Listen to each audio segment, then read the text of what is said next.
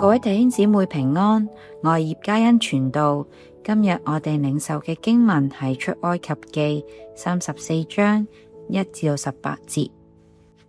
喺做金牛像呢件事之後，耶和華吩咐摩西另外要預備2塊新嘅石板，然之後要佢清早一起身就要單獨自己一個人上西奈山。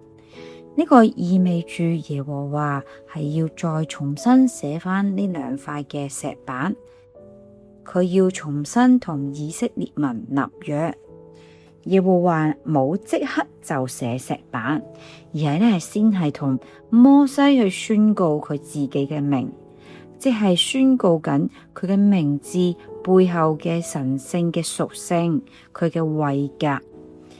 呢個係我哋基督教好重要嘅神學基礎嚟嘅，即係認識我哋信嘅上帝係一個點樣個性嘅上帝呢？佢會點樣對待自己嘅子民呢？耶和華親自向摩西述說自己係一位有憐憫、有恩典嘅神，佢為人做佢哋唔配得嘅事或者恩惠。佢唔輕易發怒嘅，即係佢對我哋人類嘅行為有着極大嘅耐性，並且上帝係一位守信嘅上帝。上帝願意饒恕以色列人之前嘅金牛像事件，並且願意恢復同佢哋立約，已經充分咁證明同埋顯明緊佢嘅恩慈。而守信嘅上帝對於即將要立約嘅以色列人嚟講好重要，因為咁係意味住盟約關係中嘅一方對另一方係長期可靠嘅忠誠。只要百姓唔破壞同神嘅立約，就唔會去迫使上帝對違反盟約嘅人所作出嘅懲罰。神就會有恩典、有憐憫咁樣無限期地守約，直到千代萬代。雖然上帝嘅本性或者佢嘅能力係能夠赦免人一切嘅罪，但係佢同時亦都係公義嘅，佢會確保有罪嘅人會得到佢哋應得嘅懲罰。如果某一種特定類型嘅罪呢，喺每一代裏面都會持續咁樣反覆嘅犯下嘅時候，嗰一代人都唔能夠逃過呢一件事嘅懲罰。當摩西聽到耶和華咁樣講之後，就即刻下拜，以表明自己好唔配啊，甚至係講明我好願意順服上帝。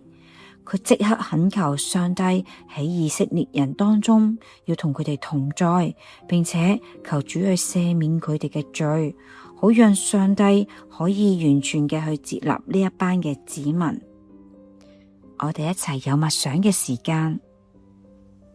我哋喺同神嘅關係裏面，成日都會反覆無常，有陣時都好唔可靠㗎。但上帝絕對唔係咁樣，佢係一個可以喺任何情況、任何時間都好可靠、可信、能夠被仰賴嘅上帝。佢嘅屬性就係守約施慈愛。我哋呢一刻諗起自己有啲咩嘅罪，我哋有啲咩嘅重擔，你唔能夠去話俾人哋聽，甚至你面臨緊啲咩嘅危機，我哋都可以一一嘅將呢一啲嘢交託俾我哋信實有恩慈嘅上主。第2小段係10至18節，喺第10節，耶和華就開始正式同以色列人重新立約，所以呢，佢要重新提醒百姓其中嘅內容，就係盟約係有獎賞，亦都有懲罰嘅。如果你守約，上帝會喺佢哋中間行奇妙嘅事，並且去驅逐目前佔領應許之地嘅族群。以色列人要遵守嘅誡命係唔可以同迦南地嘅人立約，甚至通婚啦，或者同佢哋嘅假神去立約，要摧毀一切同偶像崇拜有關嘅事物，同埋你只係需要敬拜耶和華唯一獨一嘅真神。仲要特別強調啲百姓唔可以為自己雕刻偶像，因為呢，其實32章嗰個金牛像嘅事件，同埋後代耶羅波安所製造嘅2個金牛像。咁如果呢，以色列人破壞盟約嘅話，對神不忠，佢哋將會遭受可怕嘅災難。我哋又去靜落嚟思想一下，耶和華成日都會用忌邪嘅神嚟到形容自己，即係呢，除我以外不可有別嘅神。其實呢個係一種雙方盟約關係上面嘅忠誠。最終實現嘅場景係喺上帝同埋教會嘅關係裏面，上帝喺盟約裏面係忠誠守信嘅，佢亦都要求我哋信徒同樣只係忠心於佢，要遠離偶像嘅敬拜。唔知道我哋信主多年之後，有冇仍然嘅專一愛主，並且遵守佢所吩咐嘅嘢呢？定係喺每日嘅生活裏面，我逐漸咁樣已經迷上咗其他嘅人啦、事件啦、物件或者一啲嘅興趣呢？我哋又眯埋眼，一齊用心，我哋數算下。當我哋每日空閒嘅時候，唔使返工，唔使返學，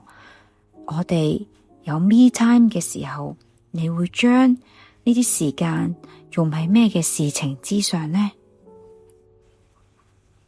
當呢啲嘅事情浮現嘅時候，其實就反映緊我哋自己現階段嘅心究竟擺咗喺邊，我哋嘅心專注咗喺邊度。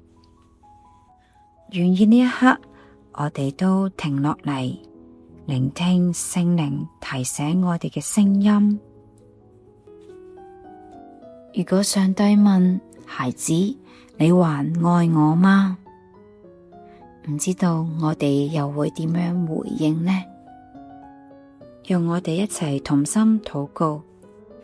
親愛嘅天父，感謝你係一位憐憫又公義嘅神。又多謝你親自同我哋呢一班得罪你嘅人類去立約，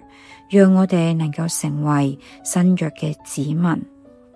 我哋喺生命嘅每一個階段，我哋好願意去聖靈幫助我哋忠心於你，專一愛你。祈禱奉主耶穌基督得勝嘅名字而求，阿門。